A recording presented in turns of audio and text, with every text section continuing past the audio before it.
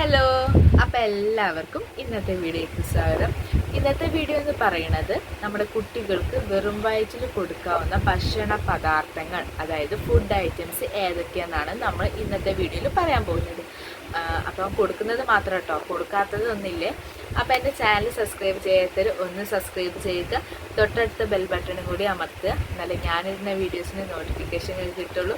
അതുപോലെ എൻ്റെ മുന്നത്തെ വീഡിയോസും ഷോർട്സും ഒക്കെ പോയി കാണുക. അതിൽ ഉപകാരപ്രദമായ ഷോർട്സും വീഡിയോസും ഉണ്ടെങ്കിൽ നിങ്ങൾ മറ്റുള്ളവർക്ക് ഒന്ന് ഷെയർ ചെയ്യുക. അതുപോലെ തന്നെ അത് ലൈക്കും കൂടി ചെയ്ത് കാണണേ. എന്നാൽ വീഡിയോയ്ക്ക് പോവാം. ആദ്യം പറഞ്ഞല്ലോ, ഇന്നത്തെ വീഡിയോ എന്ന് പറഞ്ഞത് നമ്മൾ കുട്ടികൾക്ക് വെറും വയറ്റിൽ കൊടുക്കാവുന്ന ഭക്ഷണ പദാർത്ഥങ്ങൾ ഏതൊക്കെയാണെന്ന്. അതിൽ ഞാൻ ഫസ്റ്റ് പറയുന്നത് മുട്ട. ഈ മുട്ടയിൽ ധാരാളം പൊട്ടാസ്യം അടങ്ങിയിട്ടുള്ളൊരു ഫുഡ് ഐറ്റമാണ് മുട്ട. അപ്പോൾ ഈ മുട്ട പുഴുങ്ങിയോ അതേപോലെ പൊരിച്ചോ വെറും വയറ്റിൽ കൊടുക്കുമ്പോൾ നമുക്ക് നമ്മുടെ കുട്ടികൾക്ക് ബുദ്ധി വളർച്ചയ്ക്കും അതേപോലെ ആരോഗ്യകരമായ എല്ലാ വളർച്ചയ്ക്കും ഒന്ന് സഹായിക്കുന്ന ഒരു ഫുഡ് ഐറ്റമാണ് മുട്ട. അപ്പം ഫസ്റ്റ് വൺ മുട്ട. ഈ സെക്കൻഡ് വൺ ഞാൻ പറയാൻ പോണത് നമ്മുടെ പഴം എന്ന് പറഞ്ഞാൽ വലിയ പഴം, ഏത്തപ്പഴം എന്നൊക്കെ പറയില്ല. ഈ പഴത്തിൽ ധാരാളം ഫൈബറും അതുപോലെ പൊട്ടാസ്യം അടങ്ങിയിട്ടുള്ളതാണ് നമ്മൾ ഏത്തപ്പഴം എന്ന് പറയുന്നത്.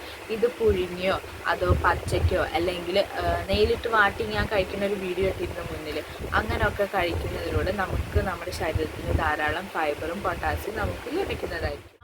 ഇനി ഞാൻ മൂന്നാമത്തെ പറയുന്ന ഫുഡ് ഐറ്റംസ് പറയുന്ന ഓട്സ് ആണ്.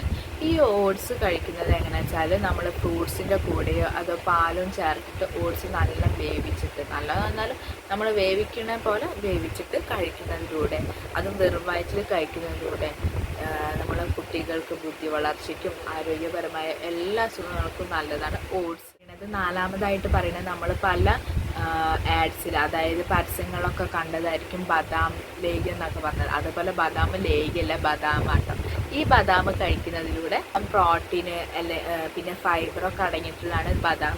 അപ്പോൾ ഇത് കഴിക്കുന്നതിലൂടെ നമ്മുടെ കുട്ടികളുടെ ബുദ്ധി വളർച്ചയ്ക്കും ആരോഗ്യപരമായ എല്ലാ അസുഖത്തിനും നല്ലതാണ് ഇത് ബദാം കഴിക്കുന്നത്. അതും ഡെയിലി ഞാൻ ഈ പറഞ്ഞ സാധനങ്ങൾ നമ്മൾ വെറും വയറ്റിൽ, ഇപ്പോൾ ഒരാഴ്ച ഒരു സാധനമാണെങ്കിൽ പിറ്റേത്തെ ആഴ്ച പിറ്റേ സാധനം, അങ്ങനെ ഒരു രീതിയിൽ കഴിക്കുക.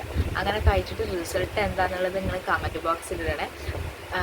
പിന്നെ ഇനി അഞ്ചാമതായിട്ട് ഞാൻ പറയാൻ വരുന്നത് നമ്മൾ ഉണക്കമുന്തിരിയാണ്. ഒന്നാമതായിട്ട് ഞാൻ പറയാൻ പോകുന്നത് ഉണക്കമുന്തിരിയാണ്. ഈ ഉണക്കമുന്തിരി ധാരാളം അയൺ അടങ്ങിയിട്ടുള്ള ഒരു ഫുഡ് ഐറ്റംസ് ആണ് ഉണക്കമുന്തിരി.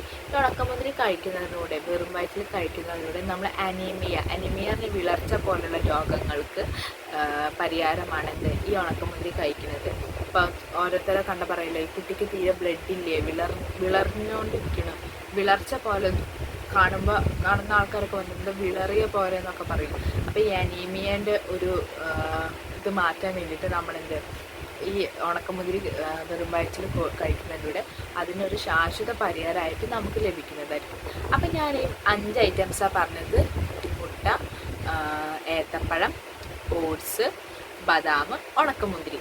ഞാൻ കുറച്ച് മുന്നേ പറഞ്ഞല്ലോ, നിങ്ങൾ ഒരാഴ്ച ഒരു ഫുഡ് ഐറ്റംസ് ഇതാണ്, പിറ്റേത്തെ ആഴ്ച വേറൊരു ഫുഡ് ഐറ്റംസ്. ഇതൊക്കെ വെറും വയറ്റിൽ കുട്ടികൾക്ക് കൊടുക്കാൻ പാടുള്ളൂ. അപ്പോൾ ഓരോരോ ആഴ്ച ഇത് കൊടുക്കും തോറും അവർക്കുള്ള മാറ്റങ്ങൾ നിങ്ങളെ കമൻറ്റ് ബോക്സിൽ എന്നെ അറിയിക്കണം.